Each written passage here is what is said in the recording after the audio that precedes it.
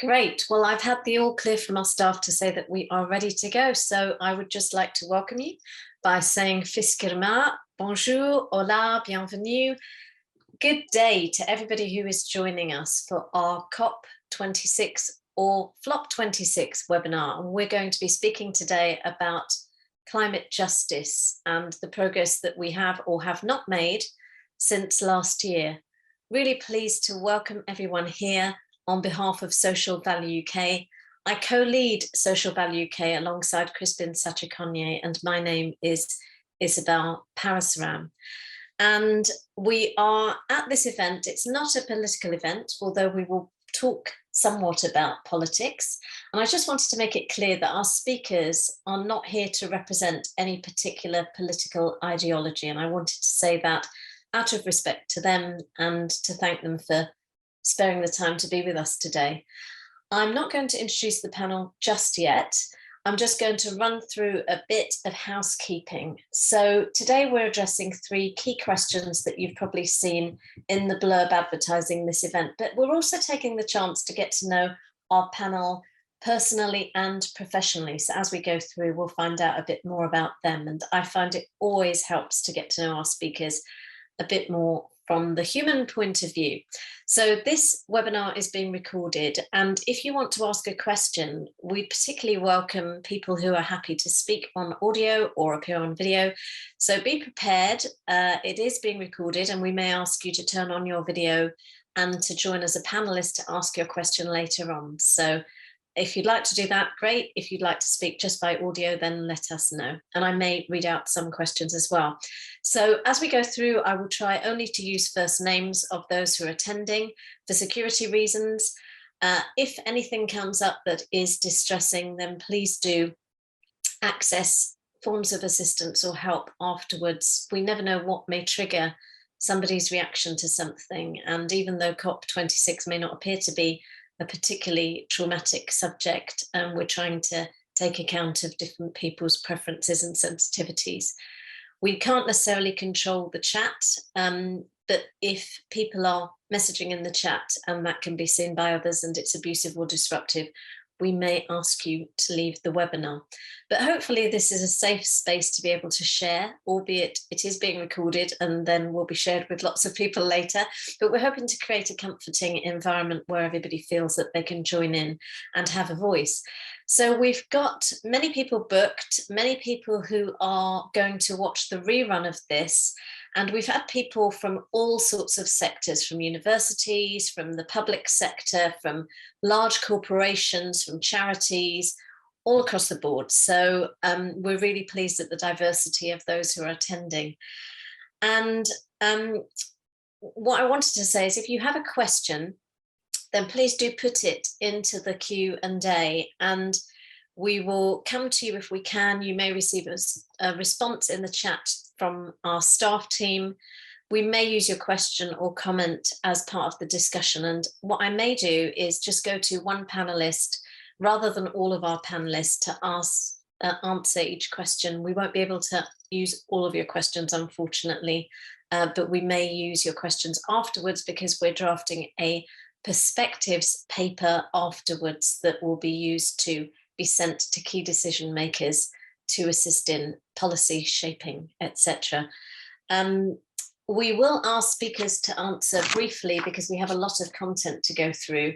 And as you've already seen, I'm not always going to be making eye contact because I'm looking down at my notes. I'm not sort of playing on a PlayStation secretly while I'm bored or anything like that.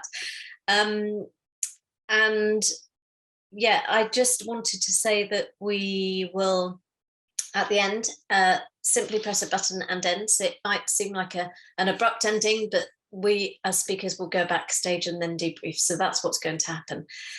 So we're going to spend the first part of our session just getting to know our speakers and then going to the questions and answers. But do get your questions in quickly, because what I find is people come up with brilliant questions all towards the end, and then we don't have time to answer all of them. So get your question in as soon as you can. So I will come to Rebecca, if that's okay, first. And it would be great to find out a bit more about you. I know that you're speaking to us from a very interesting place, so I'd love to find out more about that, Rebecca. Go ahead. Well, thank you, Isabelle. It's great to be here. I'm actually joining you from a room in Lancaster Castle, which is actually very dungeon-like. We've even got bars on the window because it was a prison at one time, but it's now it's now repurposed into a conference venue. So yeah, very interesting building. I'm Becky Willis. I'm a professor in energy and climate governance at Lancaster University, and all my work looks at essentially what the relationship is between the citizen and the state around climate change. So, you know, how do you solve climate change in a democratically appropriate and constructive way? Thanks for that, Rebecca.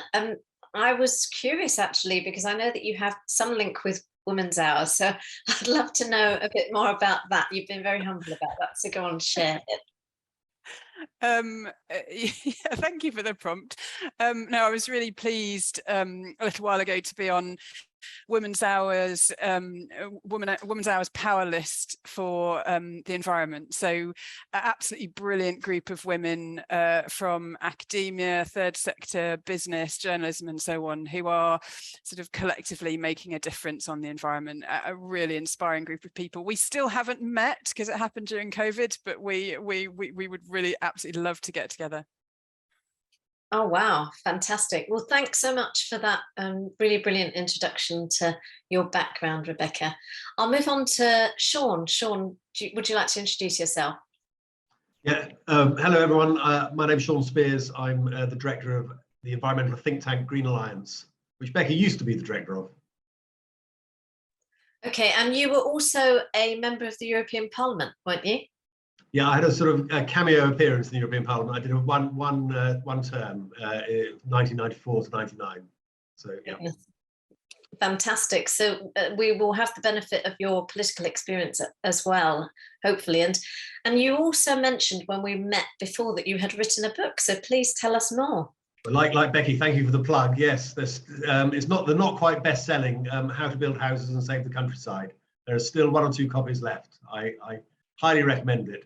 And then you could buy Becky's book from the same publisher that sold more copies than mine. What's the premise behind your book, Sean?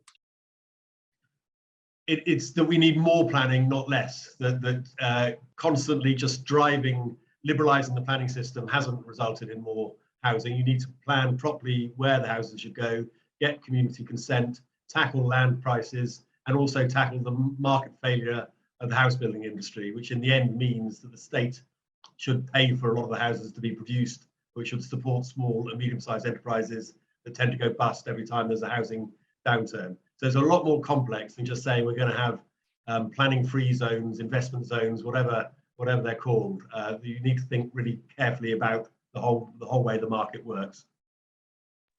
Wow, fantastic. Well, if you could put a link in the chat to your book, that would be brilliant, Sean, or Madeline, if you can find that, that would be great. Just a shout out to Madeline. She is the person who has been responsible largely for ensuring that word about this webinar has got out. So she's doing a lot of the work in the back office, as it were. So I would just like to thank her for her brilliant work on this so far. And she's put a note in the chat to say that if anyone is showing on social media, please use the hashtag capital SBUK climate change, and climate change is with capital C and capital C. So thank you for that. Benali, do you want to go ahead and introduce yourself? Yeah, hello. Hi, my name is Benali. I am a newly elected councillor on the London Borough of Islington, so I represent Highbury Ward. I'm a campaigner through and through. Discovered the joys of campaigning maybe a decade ago. I worked on the Remain campaign, so I'm very sorry, it's all my fault. I've also campaigned about the death penalty in Brunei, so kind of led protests outside the Dorchester Hotel, successfully campaigned against homophobic kind of PSHE guidance in schools, have worked on for a health charity, international development charity. So yeah, just very passionate about making change in the world, and looking forward to sharing some of that insight. And Benali, I understand that you've become a councillor fairly recently. Was it in the May elections? So how are you finding it being a councillor? Because I know that of all elected officers, that's possibly one of the toughest roles because of a number of pressures that I'm aware of. But tell me how it's going for you. Yeah, well, in 2018, I lost by 73 votes, and this time I won in 2022. So it's nice to have overturned that. It did mean that I spent 4 years practicing being a councillor before I became one. So it's nice to finally have the opportunity to make a difference and to chase down issues and concerns from residents, whether that's a leaky roof or antisocial behaviour or some of the bigger thematic things.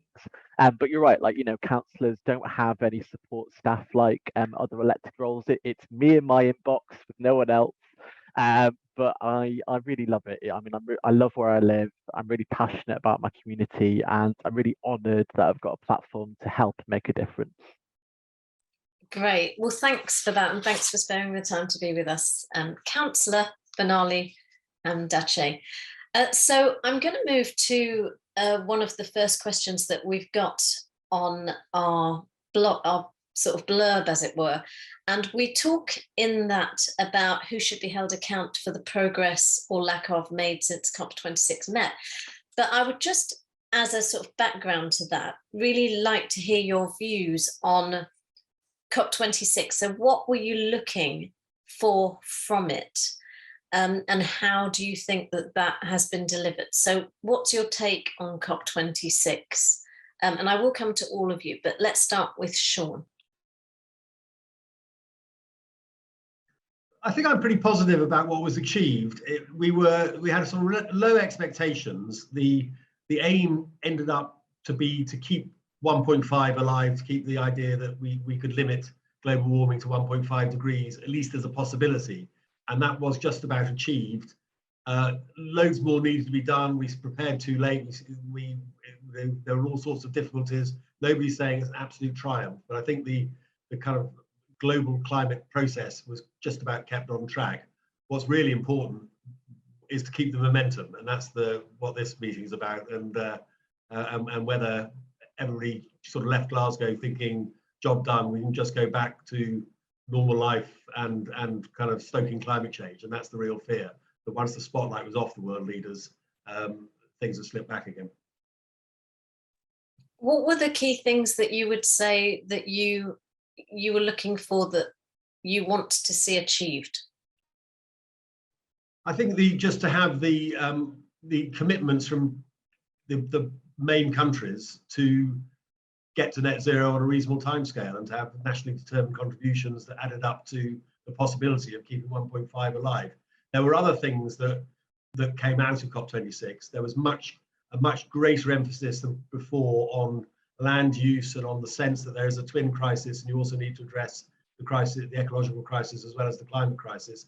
That got more of a billing in COP26 than it had perhaps previously, which I think does owe quite a lot to the UK presidency, and probably to Boris Johnson.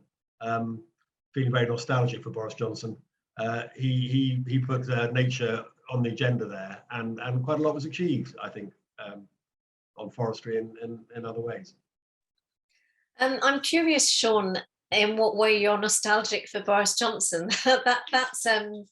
That's probably something that many participants would be interested to find out more about. So tell me. Have you seen the news in the last 3 weeks? I will leave it there then. cut that out of the recording. Okay, so Rebecca, talk to us about COP26 and your take on it. Well, I think to understand COP26, you actually need to go back to Paris in 2015 and maybe even Copenhagen in 2009. Copenhagen was a disaster. One of the reasons it was a disaster is because it was the end of the road for the previous very top-down system in which the UN process dictated what carbon savings would be achieved in what countries. That just didn't work anymore, and some amazing work was done in the lead up to the Paris summit, resulting in what Sean has already mentioned, these nationally determined contributions, giving much more scope to individual countries to decide their own route to the collective 1.5 goal. That system was put in place in Paris. The idea that countries would sort of come to summits with their prepared plans that they would put on the table, and you would then add them up to see whether that's enough. That system was designed at Paris, and Copenhagen was the proof of the Paris pudding, if you like. Would this new sort of bottom-up, nationally determined contribution system work? I think the jury is out on that. It's events over the events since COP26 have not been encouraging, but I still think that that the basis of the NDC, the nationally determined contribution process, is absolutely right, because it allows each country to bring their own strategy and their own ideas to the table, which have been agreed democratically in those countries. The other thing that I think is really worth emphasising is that the lead up to COP26, essentially the years of 2018, 2019, just pre-pandemic, there was an absolutely seismic shift, I think, in the politics of climate change. It's quite disorientating for people like me that have worked on it for 20 years or so, in that suddenly my issue was everywhere. You know, I'd spent 20 years saying, look what's coming, this affects everything. This is an economic issue, this is a social issue, this is a development issue. And people are like, yeah, I'll put that in the climate box. Right, in the lead up to Copenhagen, in the lead up to Copenhagen, in the lead up to Glasgow, COP26, that changed entirely. Why? Maybe it was the IPCC 1.5 report, maybe it was the Greta effect and the school strikes, maybe it was civil society finding their voice, but it was a seismic shift. And I think that is still with us, definitely, if you look at public opinion. But at the moment, it's being crowded out by events, obviously by the pandemic, by economic difficulties, by war. But it is still there as a critical issue for people and hopefully for governments. But at the moment, it's very hard to see that amidst the fog of everything that's hitting us. Thanks for that background, actually, Rebecca. That's incredibly helpful.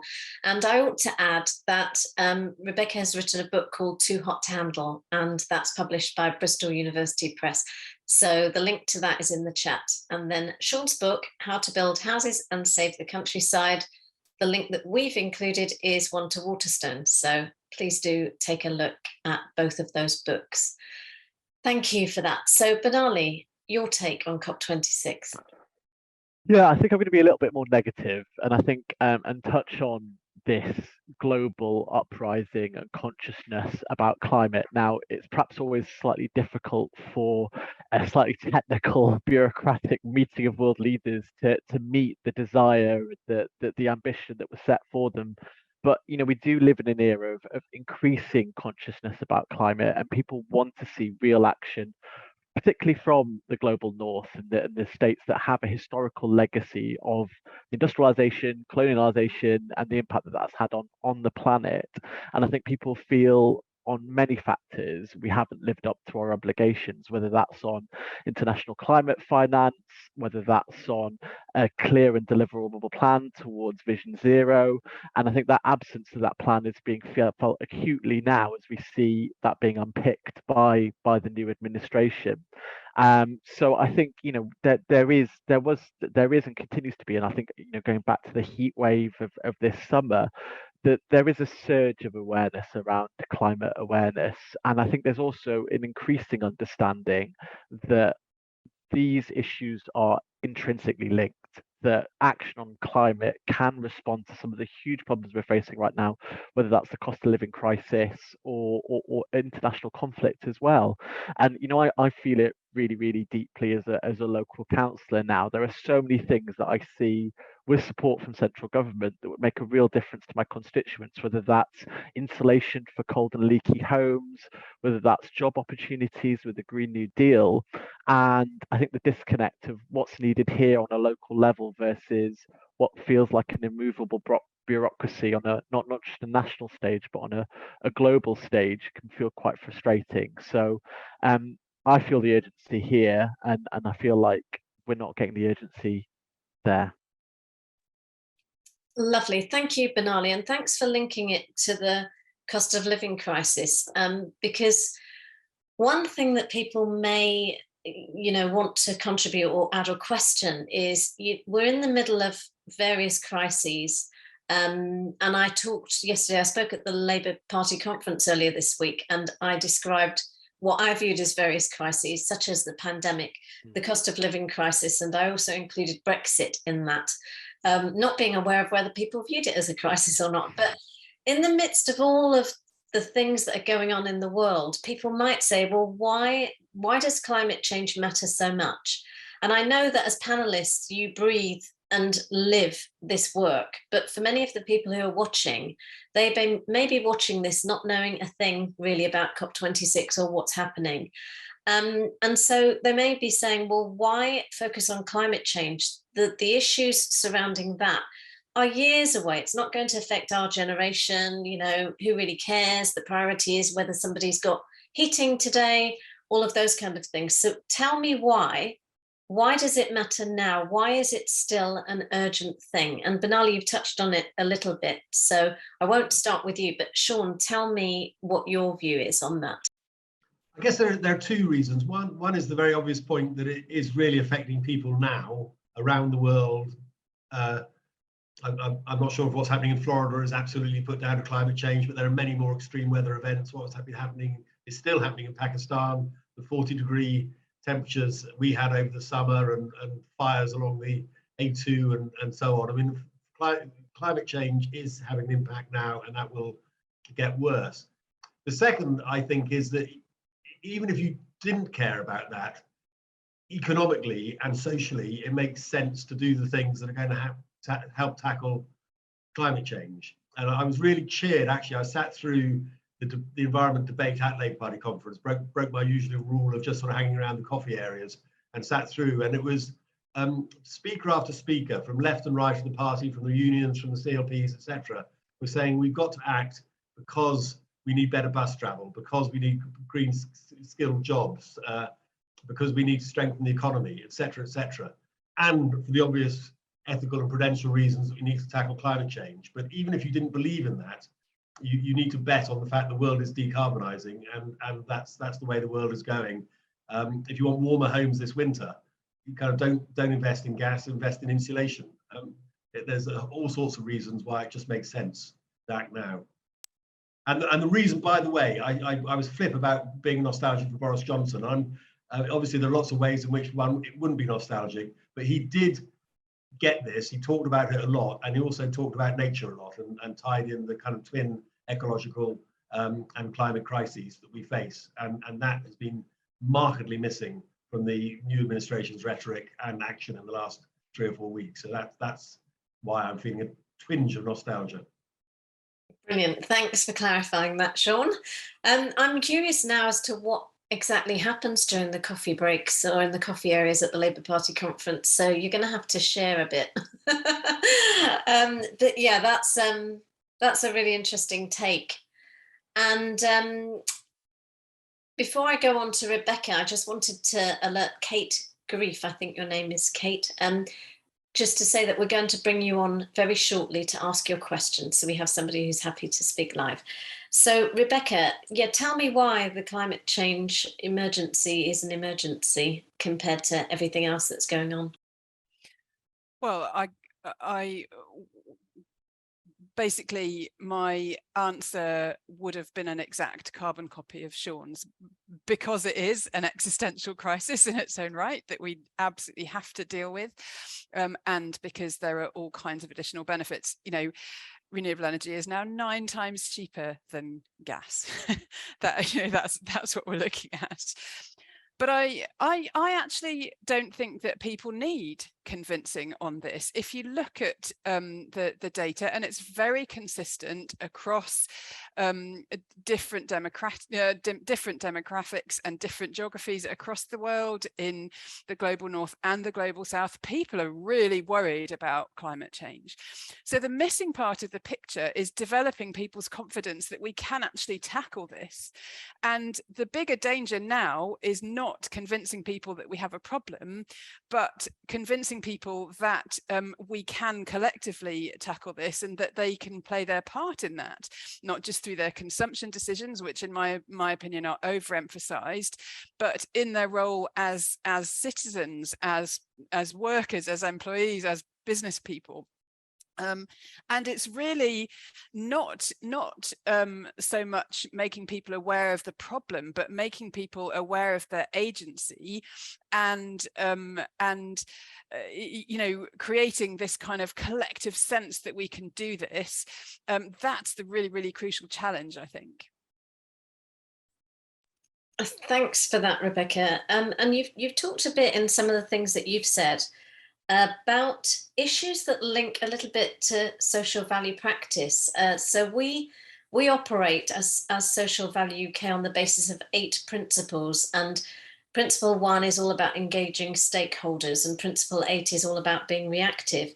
And I was just interested in the way that that ties in with your description of national determination versus the UN, you know, making top-down decisions. And then you talked about the agency of individuals. So it really does link to some of our social value principles. And it would be great if our back office team could put a link to those in the chat so that people who are watching are able to click onto that and have a look in more detail about some of the work that we do. So that's brilliant. And Madeleine has also shared a form or a jot form so that you can share your thoughts on our session. That form is really important. I've used the word form and then it becomes, oh my goodness, that's going to take ages to fill in. So just click it and answer a couple of questions. But what we do with the information that you put in, we don't identify you, but we use that as part of what we include as a briefing note afterwards, and that goes to key decision makers within politics, within large organizations, etc., who are shaping their policies or their thought processes on climate change. So anything that you add will go to people who are making influential decisions, so please do share your thoughts on that. Thank you for your contribution, Rebecca. That's really helpful. Benali, you did have a chance to speak a little bit about how climate change really does relate to everyday life. Do you want to add anything to that, or did you touch on enough, do you think? Well, I was just going to just briefly add that I think for a very long time, a lot of environmentalists have felt like the prophet Cassandra, you know, prophesizing what was to come, but not being heard. But unfortunately, we've seen government policy too focused on short-termism and more likely to sacrifice much needed action for, you know, cheap political wins. And the most big example of that is David Cameron's exercise in 2012, where he cut the green crap, as it was famously labelled by The Sun. You know, if we had kept the green levies on energy bills in 2012, then we would have had so future-proofed our situation for today. So many more homes would have been insulated, so much more green energy would be in place, and we'd be looking at a much less serious crisis if we hadn't have had that short-term thinking.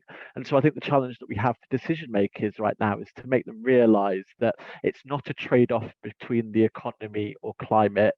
It's sort out the climate or there will be no economy. I like that, Benali.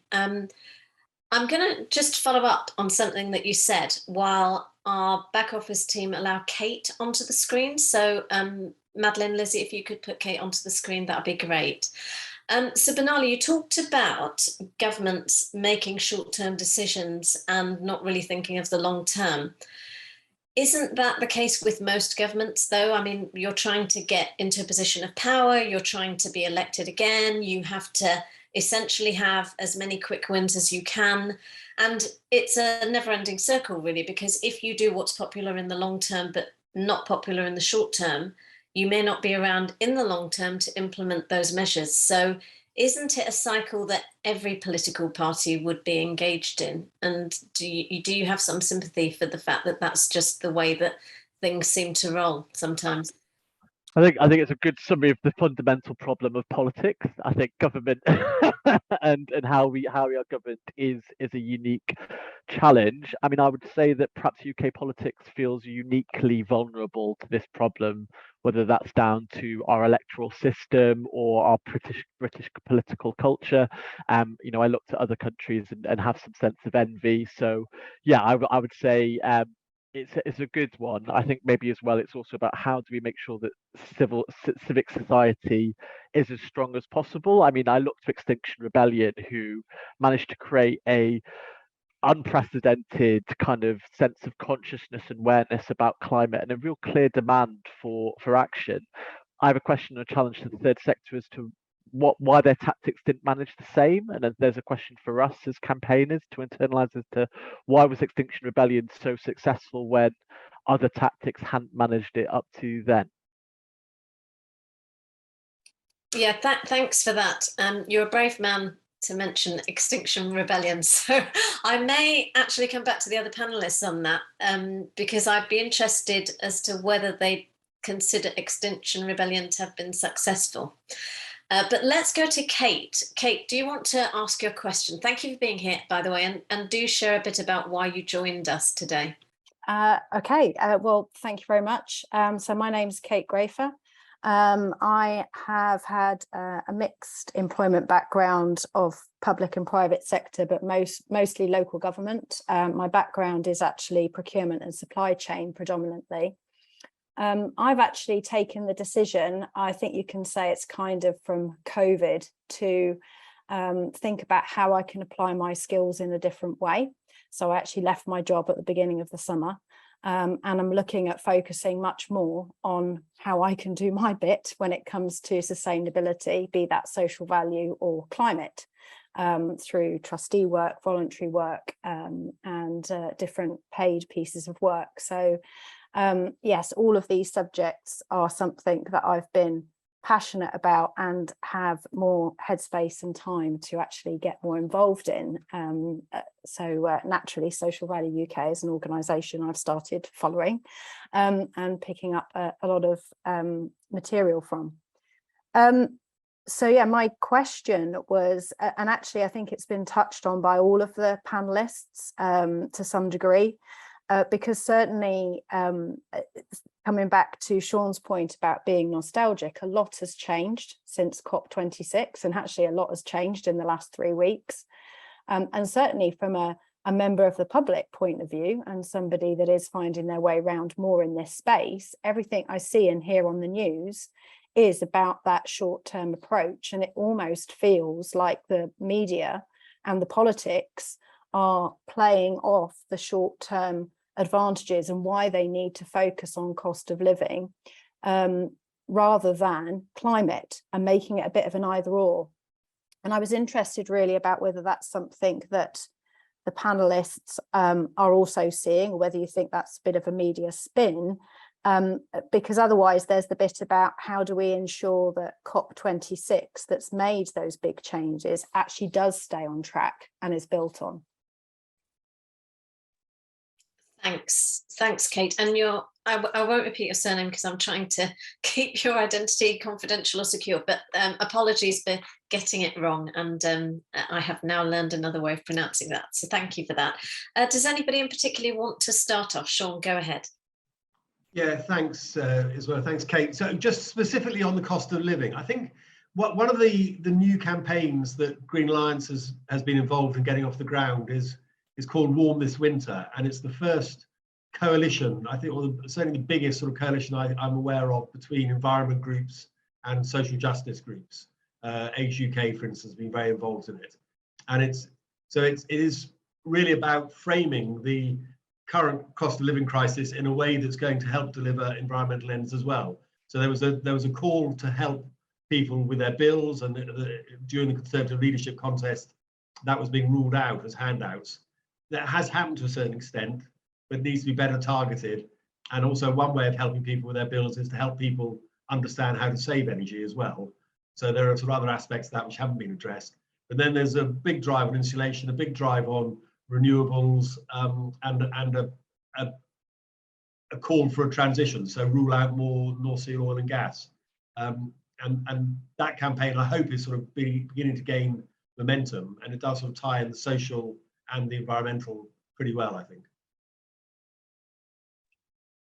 Thanks for that, Sean. And Kate, I'll come to you at the end, so please stay on the screen. I'll come to you at the end just to feedback on what you've heard. Rebecca, do you have any views? Yeah, thank you. I mean, firstly, this is related to what you were saying about your background, Kate, rather than your question. I find it like hugely encouraging when people from a whole range of different professional backgrounds and sectors say that they want to be part of the solution. And I find I'm increasingly approached by people in your position who have a huge amount of professional expertise and want to think, how can I be part of the solution? So I mean, I had a conversation the other day with a GP who was seeing firsthand sometimes with his patients about what social and environmental stresses his patients were facing, and he wants to semi-retire and be actually actively campaign or advocate, or and we had a really lovely discussion about what people like him can do. So I see that a lot more, and that is incredibly encouraging to me. If it gets to the stage where climate professionals like me are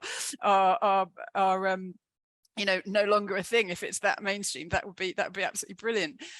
In terms of your question, Sean gave a very practical example of linking up responses to the economic crisis. I want to give a more theoretical one, which is that the economic models we have are not the right ones.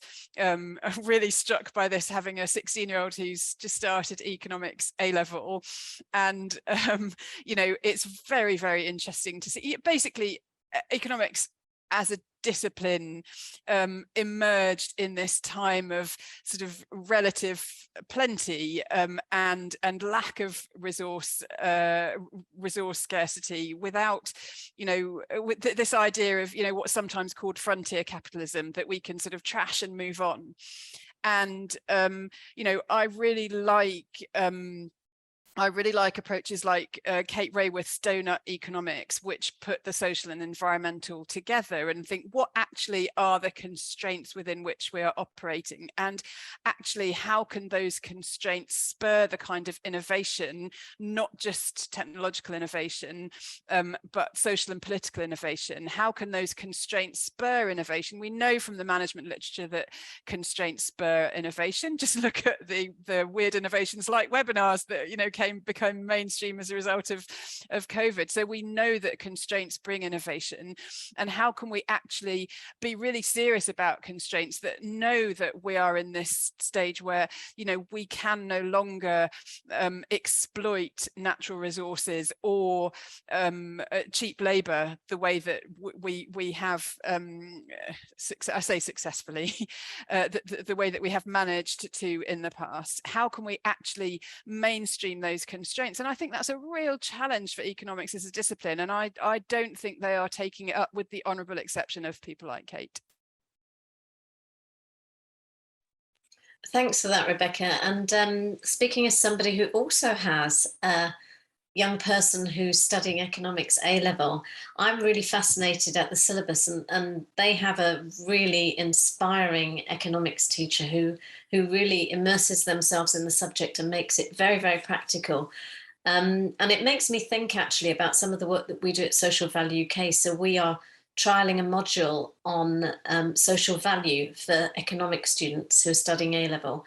And we'd love to see that as part of the mainstream curriculum for economics, to be able to introduce all of those other factors in a really tangible way, aside from strict finances, what are your impacts, and how do things like well-being, the environment and equality, how do they become incorporated in decision making across the board? So I'm with you on that one, Rebecca. And Benali, do you want to just respond to Kate's question? Yeah, well, I'm just struck by an example recently. So we had Islington Full Council not long ago, and one of my colleagues made a call for better insulation, particularly for a lot of our homes in Islington that have communal heating. The thing that really struck me was the round of applause from the audience, and it just really drove home to me that the awareness around the importance of installation and the value is increasing. You know, it was a group of council estate residents who were there to campaign for something else. Biggest applause of the night, a call for installation. So if you told me that 10 years ago when I first got into politics, I think I would have been quite surprised. So there is an opportunity here. I think there is a demand, there's an expectation. And actually as well, I mean, I'd also talk about might be surprisingly talk about the value of local councils and the power and difference that they can make. I think there's some really innovative and interesting things happening in different parts of the country, whether that's Lewis Council and Preston Council, that are using their mission to insulate homes, to stimulate local economies, to create jobs, to close the local circle, and really like help everyone in every facet of that town see the benefit of this green revolution. And so again, you know, we talk about the short-termism of national government, but you know, councils and council offices can really kind of introduce some really kind of exciting, thoughtful projects that can get over the line. I mean, here in Islington as well, we've instituted the Bun Hill heat recapture effort, where homes are insulated from the heat of the tube. I love that. I think it's really exciting, but so don't forget about local councils. And quite often, it can one, two, three people can inspire your local council to do a lot of very interesting things.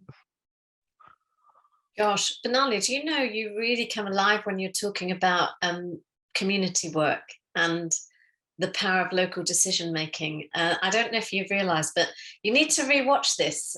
You are a very passionate local councillor, and Islington is very, very fortunate to have you. So thanks for flagging that, Rebecca. Yeah, no, I just wanted to dive into that. It was really interesting hearing you say that, Benali, and I would really encourage everyone who, you know, if you're wondering what you can do, I think well-timed letters and meetings with local MPs and councillors who may not be quite as enlightened as you, Benali, are really, really worth doing. And there's a brilliant organisation called Hope for the Future, which provides resources for people who might not even know who their MP is, takes you through the whole thing in terms of asking for a meeting, what you do with that meeting, and so on. And there's actually psychological research to show that as soon as you start taking action, you actually feel better about the problem. So yeah, just a plug for getting involved in that sort of a way. That's really helpful, actually, Rebecca, because a lot of people don't know necessarily how they can make a difference. And the frustration is actually a never-ending cycle of, you know, I want to do something about it, I don't know how, and I'm seeing this getting worse and worse and worse. So that's incredibly helpful. Do you think that, because I know, having been involved in politics, that politicians are very influenced by stakeholders, potential voters contacting them, and you know, many of our elected office holders are indeed very passionate about climate change and working on behalf of the environment to balance things out. And I just wonder whether individuals, is there a means by which individuals can work more collectively to be able to form a stronger voice? I mean, I know the answer to that question, but has anybody got experience here of how individuals can perhaps get to know others within those situations or campaign together? And I can see in the chat that we've put This Winter UK, which is a Twitter link to Sean's campaign that's happening. So yeah, we'd really love to plug that. So please do click on that link. But yeah, any ideas on what an individual can do to work with others? I mean, on your, Isabelle, on your question of whether politicians respond to public opinion and particularly their constituents, I literally have a PhD in that. Oh my goodness. So what's the answer? I know you took 12,000 words, but the answer is yes. It's not the only thing that affects them. They are not empty vessels that simply channel the views and votes of their constituents, but they do try and find ways of being representative. And if you know, the rough idea of where public opinion is on climate change is that it's probably not as it's probably not as focused on climate change as it needs to be, but support for climate action is way higher than politicians tend to estimate. So, you know, if everyone who shouted at the telly about it, who felt frustrated when they saw what happens at PMQs, if all those people let their representatives know about that, it would be a huge step forward. And a big focus of my work now is looking at ways that people can have an active and positive conversation with lawmakers. It's why I was involved in Climate Assembly UK, which is a citizens' assembly on climate change, because we just really need to improve the engagement, the two-way communication between politicians and publics on, and you know, find ways through that work politically. That is the challenge. That, you know, the technical solutions are there, but we need to find a way of making of steering this through imperfect political systems. Thank you. And Lizzie, I'm going to come to you. Lizzie is one of our team. I'm going to come to you in a second to ask a question, but I'm going to skip to a question that an anonymous attendee has put into the chat because it links to what you're saying, Rebecca. And it says, does it follow that MPs represent us but do not lead? So I'll include in that all elected office holders. Do elected office holders therefore represent us but not lead? That's an interesting question. I mean, I would comment as having stood as a political candidate and having been involved in politics to some extent. I was influenced by people getting in touch, flagging issues, making it clear that something mattered. It wasn't necessarily on the subject of climate change, but on many different things, particularly things that happened during the pandemic relating to structural inequality. And you know, you notice if you're getting a lot of emails about one particular subject, and then, you know, you have the momentum to say actually to those around you, look, I've received X number of emails on the same thing. Clearly this is something that matters to people. And, you know, even if you think on a basic level of organizations, when they receive complaints, for every complaint that they receive, they will often say, you know, that represents 10 people who didn't complain. And so it's something that they will flag. So if you just look at the natural way that organizations work, when any organization hears from its customers, its clients, its stakeholders, it will sit up and listen. So politics is no different. But yeah, does anybody want to comment, any of our panelists, on that little tangent that we've gone on to with politicians, and then we'll come back to you, Kate. Sean, go ahead. Yeah, well, on the question of represent or lead, I guess it depends which politician and which issue, but there are definitely some politicians who are kind of ahead of everyone else on this issue. Kind of, you know, Ed Miliband, Caroline Lucas, people like that are great leaders, and you don't look to them just to represent their constituents. It's good that they are totally on top of the issues. But in terms of citizen engagement, I was really struck a few years ago. We helped run a big lobby of Parliament with the Climate Coalition. So it was a lot of green groups, but it was also faith communities and the Women's Institute, etc. And there was a Conservative MP whose name I can't remember, but he went dutifully to meet his constituents and wrote a blog for the Conservative Environment Network, which we reposted on Green Alliance's blog, where he said, I was expecting to meet a lot of muesli sandal wearing, muesli knitting, I don't know, all those sort of cliches. And he ended up having kind of conversations with some really well-informed people who shifted his position and made him think that actually this really was a serious issue. He had got people who he didn't regard as kind of extremists or people who'd never vote for him, who did care about it. And he said it was quite a sort of humbling experience. And I thought that was great. You know, the more we can get of that, the better. Wonderful. Thanks for that, Sean. Just before I go on, Kate, your question has spurred so many other comments that I feel like you're not going to leave the screen, because I've got another one to add in, if you're okay to hang on for a little bit. Does anybody want to comment on Kate's question? Has any of our panelists got any follow-ups before I move on to something that somebody from the audience wants to contribute to this discussion? Well, just very tidily, I was going to say that, like, I think sometimes the barriers to change can feel so big, but I've seen a lot of people do amazing things with the laptop, and you know, so a lot of very big think tanks have started off as one person calling themselves a campaign group, and that's the snowball that's got the momentum growing. And there's nothing like, I think, like we've heard, like MPs having personal contact, having that conversation with somebody who's a voter, who's a constituent. And I think the other thing as well about the comment about MPs and leading, I think also quite often MPs are waiting for very clear actions or something that they can take. It's one thing to go and say, I care about climate, and he could go, so do I too. But going in and asking them to write a letter or to push something specific, or you know, a local planning issue, it's those very tangible things that MPs thrive on, because it's a very bit of a strange job if you're not a minister, right? You're not necessarily in charge of running the government. You're there to represent the constituents, and constituents coming with very concrete things that you can do is something that MPs will relish. Yeah, thanks for all of those tips, actually. That's really helpful, Benali, a kind of insider view, as it were. So just want to go to a comment.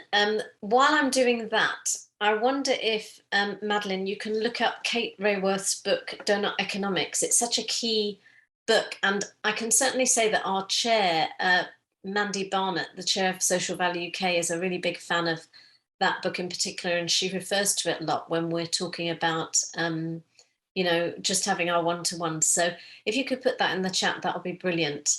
And economics is another thing, Kate, that has sprung up from the question that you asked. And an anonymous attendee again has said, economics should have changed so much more than it has since the 1970s, when they studied A-level economics.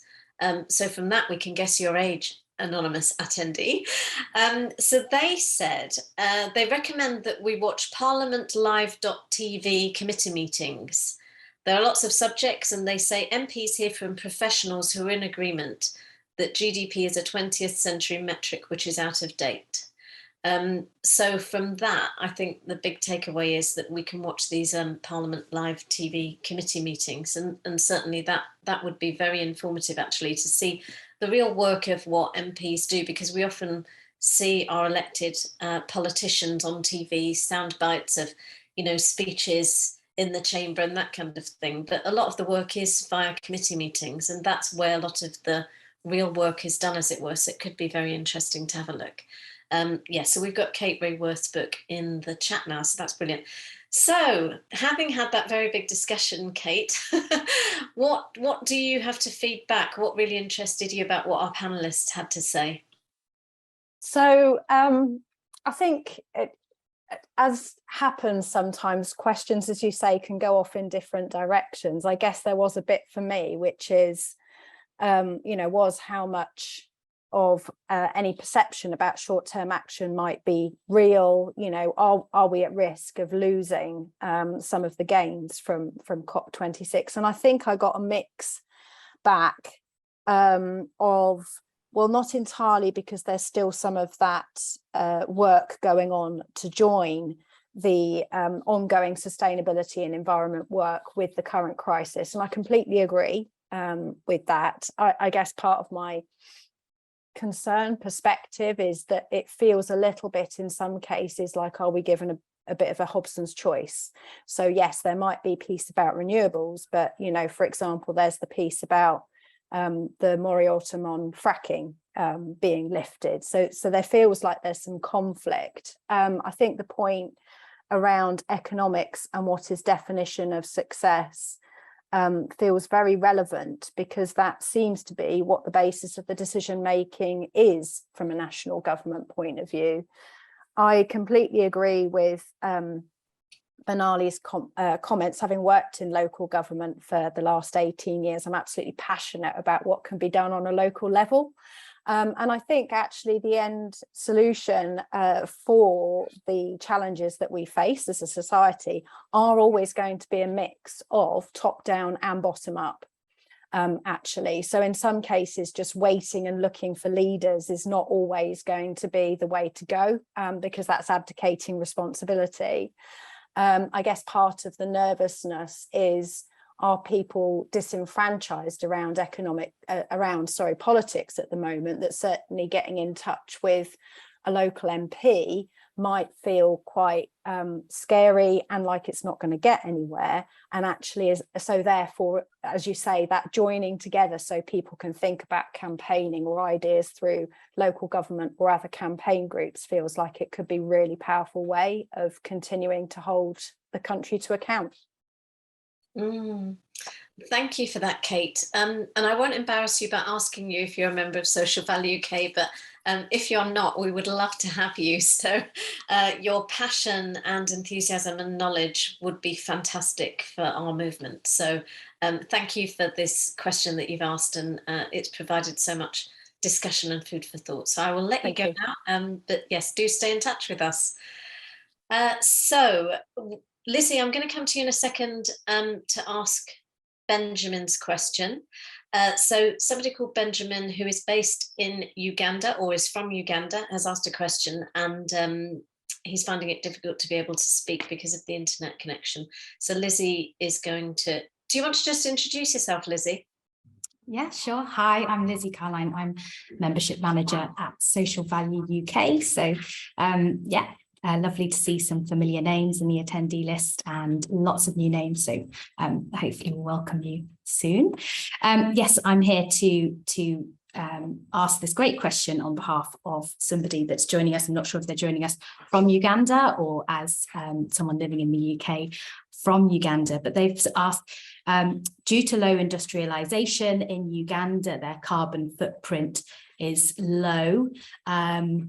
Or I think he used an even better term here, negligible carbon emission. And so they feel like the central government is less interested in climate change and climate change activists. Therefore, how can we best approach this issue as the young people so that they keep their government in check and aware of this very important issue? And he has directed that at you, Councillor Benali, but I'm sure it would be a great answer by anyone. So thank you very much. Thanks, Lizzie. Benali, do you want to start? I don't know how much you know about Ugandan politics, but general principles would probably be quite helpful.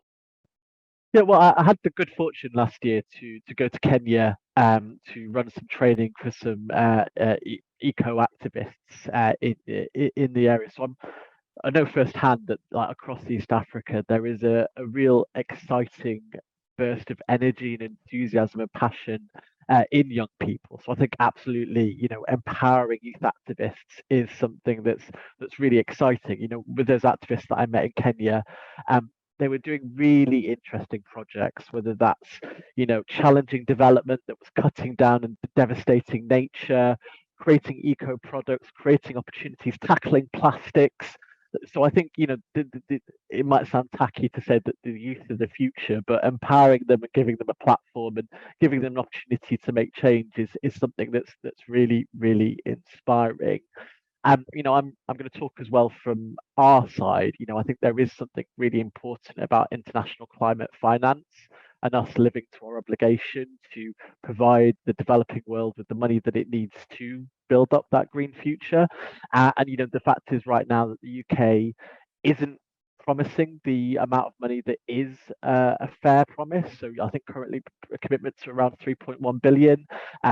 I think a fair commitment would be closer to 3.7 billion, at least at the lower end. So I think there's something about us campaigning in allyship. But, I definitely think, skilling up at young people, giving them the tools to have their voice heard. Very lucky to have been a part of that in Kenya. And I think similarly with the youth movement in Uganda, giving them a platform, teaching people about training, teaching people activism, giving them giving the opportunity to challenge decision makers is a really positive way to bring about that change. That's fantastic, Benali. I had no idea that you had experience of teaching in Uganda, in Kenya, so that's really helpful. How did that come about then? So just by the Westminster Foundation. So they do a number of projects about supporting the civic society and democracy abroad. I was approached to run some training in Nairobi, and yeah, a really exciting and interesting opportunity. And did that come about because of your links to the Green Party? Tell us a bit more about your involvement with the Green Party. It might be a good opportunity to hear more. Yeah. Spokesperson, aren't you? So. Yes, I'm a spokesperson. I've worked for the Green Party for a number of years. I most recently ran Sean Berry's campaign for Mayor of London, so I was the campaign manager there. It was volunteering for a political party that got me into activism. I dropped out my PhD and was looking for a reason to find my cause in life, and it was via the entry level activity of leafleting, I think. No, I'm really lucky to run election campaigns, and I've done a number of trainings across the country, across Europe, across the world, for different organisations who are looking to bring democracy and green issues to their civic life. Thanks for that, Benali. And just before we came on, I was actually saying, I remember Sean Berry's mayoral election campaign. I was actually a candidate in the London Assembly elections that year. So I remember the Green Party candidates huddling together and having a cup of coffee, and I had a photo and a discussion with Sean Berry that night. So it was really fascinating to me to hear that you ran that election campaign. So well done on that, Benali. So Rebecca, Sean, do you have a comment about Benjamin's question? You might not, because it's fairly specific, but yeah, would you like to comment if you have any thoughts on it? I mean, I would just re-emphasize Benali's point about the the role of the richer countries in this, and the number one issue on the table for COP27 is what's called in the jargon, loss and damage, which basically means how the global community compensates people for people and countries for the impacts of climate change that you cannot adapt to, which obviously we're seeing firsthand with the Pakistan floods. And if you look at historic emissions, the UK does not come out great. We industrialized first. We didn't know at the time the impacts of all that coal we were digging out, but we do know now, and we have a responsibility. And this isn't front and center of our politics at the moment, and it should be. Can I just add? I think the UK is doing some interesting things on climate finance and climate support in terms of its overseas aid. But while that's a bigger bit of a smaller pie and is coming at the expense of development support for the poorest people in the world, then that's kind of politically really unhelpful. And it's a cop-out, really. It doesn't address the loss and damage question, and it makes climate seem opposed to other forms of development support. So I think getting back the development aid to 0.7% and just being a bit more generous and internationalist in our approach to the developing world would help. So I couldn't give any advice on how to deal with politics in Uganda. I've got no experience of that, but I think politics here, we need to get back to what I think people really want, which is to be generous citizens of the world. Thanks, Sean. And when you talked about it being a cop-out, was that a deliberate play on words then? Thanks for that. So we've got another question from Anne, and she is in a noisy room. So I'm going to ask Lizzie or Madeline or anyone who's from our team if they would like to come on live and ask that question. So if you just come on the screen and just a second, I'll come to you. And while our team is coming online, Lizzie, you're having quite a role today, aren't you? On and off camera, unexpectedly, wasn't prepared for this at all, but you're doing a brilliant job. I just wanted to say thank you to Lizzie for all of her hard work, because she's been absolutely fantastic in getting all of this together. And I do like to weave my thank yous in the discussions rather than waiting to the end, because I think that they're so important. Before you ask the question on Anne's behalf, Lizzie, I just wanted to flag that part of what we're discussing today is how we can hardwire social and environmental considerations into decision making, and the next question partly covers that. And we have a campaign called Contract for Change, and it's a petition to amend the procurement bill so that positive environmental obligations are enshrined within legislation. So we've put the link for that in the chat, and we'd be really grateful for your support.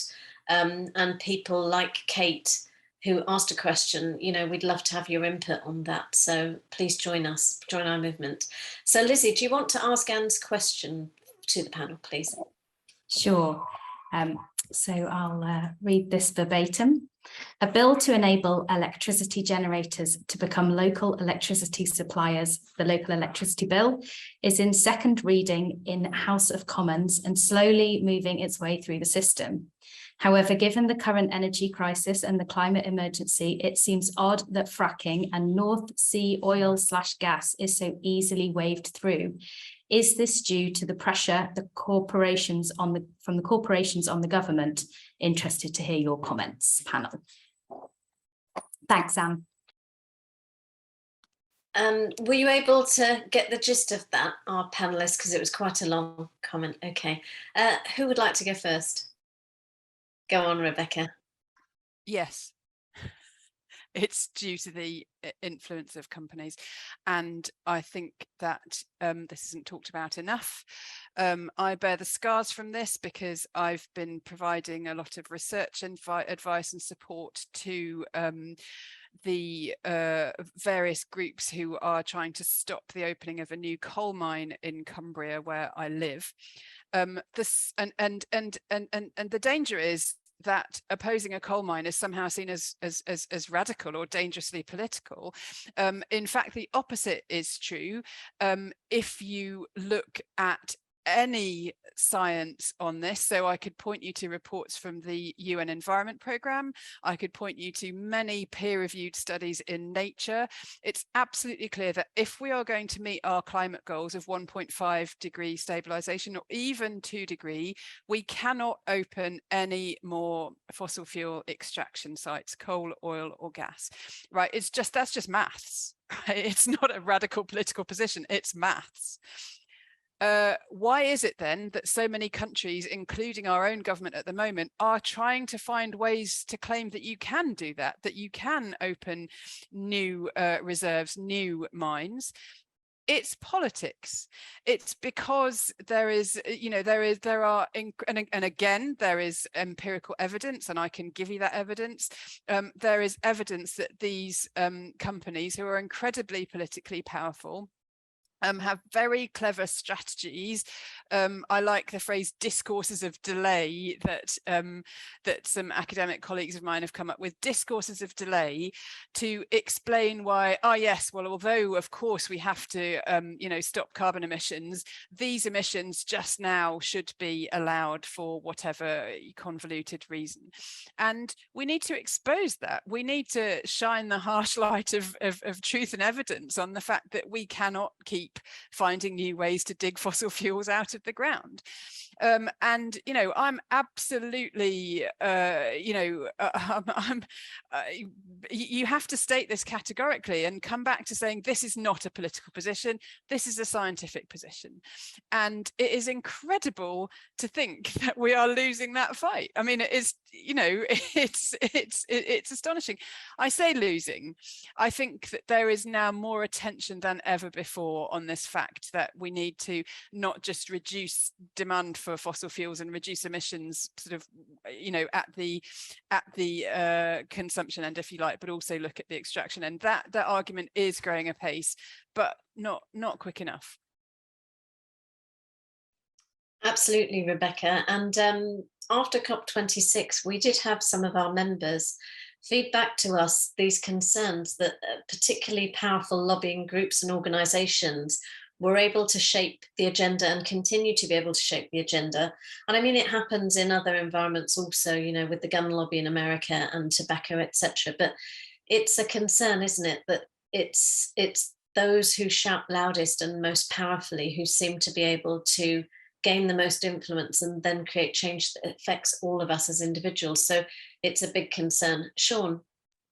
Just on fracking, the whole thing on fracking is a bit more weird. It's not quite clear where that's coming from. It's kind of to do, I think, with the psychodrama in the Conservative Party. If you read the Daily Telegraph, there's a whole bunch of columnists who love fracking as much as they kind of hate the EU and wokeism and so on. But it's not a sort of rational debate about energy. It's a symbol of the sort of country that people want. And I don't think that, I may be proved wrong, but I don't think it's likely to happen, because the government have said it must be fracking with consent. And there's no sense there's going to be consent in any community. I mean, David Cameron tried really, really hard to bring in fracking. It was a major push from the coalition, and it was rejected in town after town and countryside areas after countryside areas. But it's a symbol of something. I'm not quite sure what. It's quite strange. Benali, do you agree? Yeah, I was just saying, I'm similarly. I mean, it's a weird thing to say optimistic, but I do think, you know, what's been really interesting is the rows of voices lining up against fracking in their community. I mean, some of the most vocal voices in the last week have been Tory MPs in places that are potential sites. And I think that key word with consent, I think the only way that Liz Truss's government would get fracking in place is imposing it upon certain communities. And even then, I think we've seen the power of communities to resist that, whether that's the fracking nanas or the activism in Balcombe. I think there's a big audience ready to make fracking as difficult as possible. So I think it is about supporting those movements if necessary. But I think in this case, civil society, certain unusual allies will be enough to see this off. And I think it feels like empty platitudes. It wasn't long ago that you had Kwasi Kwarteng saying that fracking wouldn't make energy cheaper, but it feels like a cheap sop to deal with the cost of living crisis in a way that won't make a difference. But similarly, I think one of the exciting things about the green energy sector is it does get us to reimagine how our economy works and who is enriched by it. I can't build a coal power plant in my back garden, but I can put a solar panel on my roof. And that idea about who owns energy, who benefits from it, who needs help and support when we are generating energy locally, it is a fundamental reimagination of how our economy works and who benefits. So no wonder massive corporations are resisting and fighting against it, because it threatens their livelihoods. But there's some really interesting work in lots of places about Europe, about community ownership and about green energy and about the incentives that it provides. And I think in some regards we've been lagging. I mean, we've had some interesting experiments that have unfortunately gone quite wrong, with local councils creating their own energy companies that have later gone bankrupt. I'm not necessarily sure that is the solution. I think it is more about like community ownership of generation. And I think there's some interesting thoughts to proceed there. And a very interesting bill to be brought aware of. Somebody did mention that consent can be bought, sadly. They might share a bit more live. We're just asking if they would like to elaborate a bit on that. And then Rebecca, you talked a bit, you sent a little message talking about an article that you wrote. Do you want to just share a bit about that? We've put the link in the chat. Well, it's just a longer version of the comments I said earlier about why the bizarre argument that digging coal in Cumbria is climate positive, somehow climate positive, how those arguments actually weirdly take root. And what I would say, linking to what Benali just said, is that the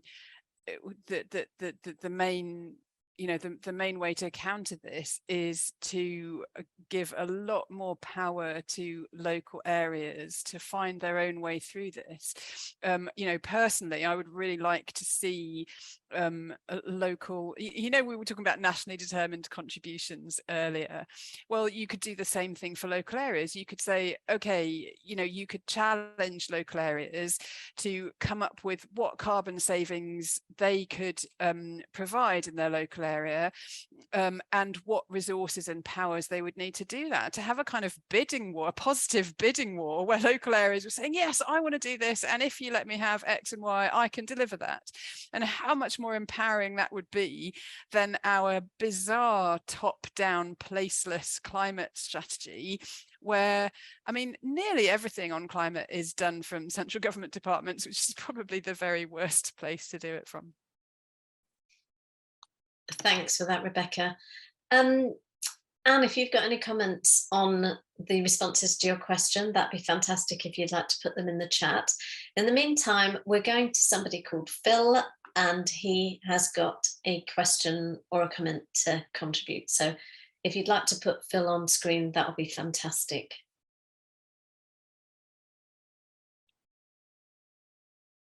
Oh, maybe he is saying not live. Let's see. Oh, Phil, you're here. Fantastic. Thanks for being with us.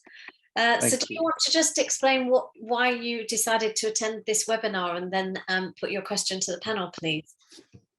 Thank you. Hi. Yeah, so I'm an evaluation officer at the British Red Cross, and as part of my role, I'm looking into how we can make the environment and the climate a key kind of stakeholder in our evaluations, to try and, you know, make our contributions.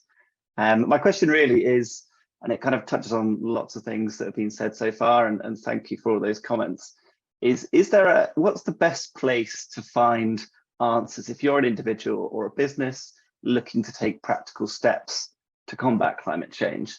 So thinking about reducing carbon or making good switches, and it could be even linking to government schemes or grants that can support in that way. Where is that? Because I think if we want to make the public aware and able to take actions and improve their confidence that this is something we can combat, they need easy ways to do that.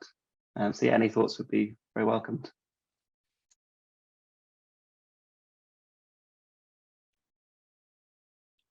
Phil, you can stay online because we'd love to hear your feedback once the panelists have responded. So yeah, a lot of questions actually about stakeholder engagement and democratic engagement. It's really interesting. It tells me actually that climate change is one of those areas in particular, because I've done a lot of work with different subjects like you know, levelling up, cost of living, etc. But this has been one specific area where there's been a lot of call to action and how people can become involved. So yeah, it's really interesting that you've asked that question, Phil.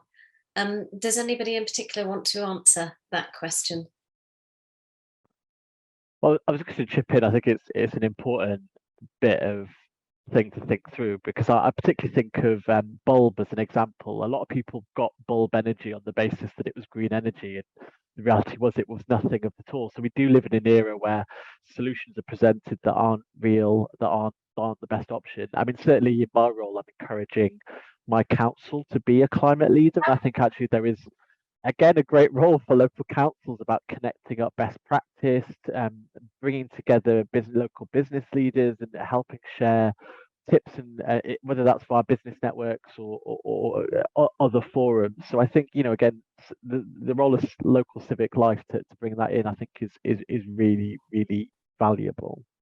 And again, actually, just from our end, I mean, the Local Government Association also does a lot of great work on behalf of councils, highlighting excellent projects, local works that are working to make a real difference. That's everything from, you know, banning single-use plastics on licensable events run by the council to interesting ideas like the Lewis model that I'll promote about, you know, getting insulation bought in on a community level that then benefits local enterprise. Thanks for that, Banali. Rebecca, Sean, we have a member of staff at Social Value UK who has a comment on this. I'm just going to bring him on. Would our back office team like to let Craig join us? Craig may be joining us via audio, but he's got a comment, Phil, on what you were saying. In summary, Social Value UK participated in a project roughly a couple of years ago, and we created materials for guiding young people into taking action on the environment and climate. So I'm told that Craig is here. So Craig, do you want to explain this much better than I can? Because you're on the ground, so go ahead. Okay, thanks, Isabelle. So although it doesn't apply to businesses, what we did a few years ago was we participated in an EU-funded project called EGGS. So students fight food and packaging waste through entrepreneurial education and game-based learning. So part of this project was the production of an educational video game, but also what we did was we produced some guidance which young people could use to do a few different actions which help the environment and the climate. So some of these were based in personal actions at the home. So things like managing food waste, composting food waste, managing packaging waste, understanding water footprints and food miles. And it also gave some guidance around how to do things in school and in the community. So reducing food waste at school, becoming elected as a class representative on the basis of environmental initiatives, how to organise a community litter pick, creating educational posters about food and packaging waste, and running a food drive event which could use foods which would otherwise be wasted, and essentially sharing that with communities that could benefit. And that is a free guide which I think we can share in the chat. It's just being shared by Maddie. Thanks, Maddie. Also, what we did was we produced some materials which could help quantify and measure the importance that young people placed on the environment. So how to run the value game, some educational material on social return on investment, but applied to food and packaging waste, and a spreadsheet where all this information can be collected and measured in a nice, consistent way. So they've been posted in the chat, but if anyone is interested, I'm happy to answer questions via email about that project after this event. Thanks. Thanks, Craig. And that is an offer I really recommend that you take up, because Craig is a wealth of information and he often provides background for me when I speak at events. He provides all of the really intelligent things that I'm often seen saying in public. So if you have the opportunity to pick Craig's brain, then do take it up. So Rebecca, Sean, I don't know if you wanted to add anything to that. You don't have to by any means before I come back to Phil. I mean, in terms of answering Phil's question directly, I mean, it's pretty scandalous that there is no sort of official national, here's what you can be doing type site. I recently ran a citizens panel on home energy decarbonisation, and I mean this is more specific on you know, how we decarbonise our homes, get better insulation, and move away from fossil fuel use, gas heating and so on in the home. And there is no decent source of advice. Scotland has Home Energy Scotland, which our panelists really liked. That's a good model, but we don't have that resource, and I think that comes down to government, or this government maybe being, but previous political governments of different colours as well, worrying about being seen to tell people what to do. I think that's entirely misplaced. I would love to see some proper resource going into a national independently run initiative of that kind. A couple of things that I really like are, I mean, my colleague at Lancaster, Mike Berners-Lee, has written a book called How Bad Are Bananas? The Carbon Footprint of Everything, which is an absolute oracle on this, really recommended. And there's a researcher at Lund University in Sweden called Kimberly Nicholas, who is absolutely brilliant at distilling climate science and research into the kinds of thing that any person or organization can pick up and use. She does really good newsletters. She's got a book called Under the Sky We Make, and I don't get a cut in either of the books that I recommend. They're just things that I found really useful. Great, thanks for that. And Phil, just before coming to you, I just wanted to add in a comment that Anne has made, partly in response to the question that she asked, but also linking into some of the comments that we've heard already. She said, I'm pleased to hear comments from the panel and ideas around empowering local communities. Interestingly, I think it was recent research by Edelman that suggests corporations are more trusted by society than government. Therefore, empowerment of communities is a necessity, I think, and I would include young people in all of that. So we've got 5 more minutes or less, so it means that we aren't able to take any more questions.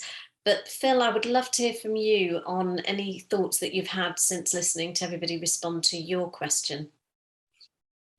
Thanks, Isabelle. Yeah, no, some really interesting answers, and yeah, lots of those books seem like something I should be reading and sharing more widely. I think it just a general observation is that it does seem that if you want to make a conscious decision, then you have to sacrifice your wallet to do so, and so that is a hugely off-putting thing for people to have to do. And I completely agree with you that the fact that there isn't an independently sourced or government-led place is, to put it frankly, ridiculous. So hopefully that can be something that is brought forward and that can be shared more widely. But thank you so much for your thoughts.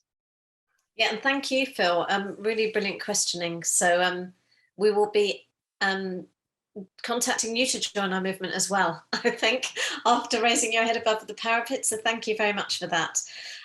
So before closing, and I just want to come to the panel with one quick idea. So this is the last question that I'll be asking you. One quick idea that if you were advising the government, and I know you probably all actually do in one capacity or another, but what is it that you would put on the table for Liz Truss, or indeed any other government going forward if there were to be a snap election? What would you say should be one of the top priorities in terms of climate change? So I'll come to you in a second to ask you about that before we sign off. But before that, I would like to say thank you to all of those who asked questions. And that includes Benjamin, Anne, Phil, Kate, and our person called Anonymous Attendee, who said very clever things about economics. And so I really think you should have put your name, because you could have got some credit, Anonymous. So thank you for all of that. And I'd also like to say thank you to you, our audience, for being here, not only those who have attended live, but those who will be watching again on the reruns. And I just want to give a quick plug to our next advocacy event. That will be a conference on wellbeing in the workplace, and we're holding that at the end of February. It should be the last Thursday in February, the 23rd, and that will be a live event in London. And we're going to be tackling some off-the-wall subjects. So we're looking at how employers can support their staff with issues such as addiction, or being carers by night and working by day, and people who are at work and dealing with symptoms of the menopause. So we're really taking a look at well-being, but from a sort of niche, as it were, angle. So subjects that are not often discussed, but really do affect a lot of people. And we're looking at subjects like dementia and all of those kind of things. So stay tuned, and we hope to have the details of that out, but please do register your interest by contacting us at Social Value UK, and we'll put some of the links to contact us. We haven't got any of the advertising or publicity up yet, but we can promise you some really fantastic speakers. So that's our next event. So just before coming to our speakers to answer the last question in the last 30 seconds per person that we have got left, I would like to say thank you to all of you for sparing the time to come and be a part of this panel. You are hugely busy people. I know that from trying to get hold of you to have a pre-meeting. So, you know, spending 1.5 hours or more of your time is a very precious resource. So thank you for that. So I'm going to come to you with the last question, and that is your advice to the next government or to Liz Truss's government. What is it that you think they should be prioritising? And I'll come to you, Banali, first. Well, enders have started local government finance. We've had years of austerity. So we have so many, as a local council, ready to go schemes that would make a massive difference, both for the cost of living and the green energy. We just don't have enough money to do them. And so I think empowering local government with the funds it needs. And, you know, Rishi Sunak did confess that he'd been taking money away from poor councils and giving it to better off ones. Well, that means that councils like ours have really struggled to do the bare minimum. So yeah, local government finance. I think everybody can relate to that, Banali, absolutely. So brilliant answer. And as I understand, as a side note, I understand that not everybody can access the chat. So all of these brilliant notes that we're putting into the chat, not everybody can see. So I'm hoping that there's a way of getting all of this information to those who signed up. And I'm looking hopefully at the screen and just praying that our back office team can manage to do that. So that's what I'm hoping will happen. So do get in touch with us if you don't receive some of those details. Sean, do you want to answer the question on advising the next government? I think I'd just say to Liz Truss that you've got legally binding targets. There's people are behind them, businesses behind them. They do require some focus, and she needs to get on with them and the other thing I always am struck by is that Boris Johnson's conversion to climate activism apparently came from when he was briefed about the science by the chief scientist. Amazing, he'd been Foreign Secretary and Mayor of London for 8 years without having had such a briefing. Liz Truss should get herself briefed and find out why this is serious. Wow, well, I know at least 3 people who might be able to do that very thing, Sean. So let's see what we can do. And I've just been reminded by my team, first of all, that the chat contents can be shared. They've said we can do that. And when Claire, our office manager, says that, then I know that that's serious. And I've been reminded of 3 other events, MEMEX conference that's happening on October the 19th. We've also got a linking of social value and the SDGs, a sectoral conference. And then we've got a conference or discussion, what does social value mean to charities and social enterprises across the 4 nations? So I have been told I must advertise those before we end. So Rebecca, the last word to you. Okay, 2 things, Liz, or the next Prime Minister.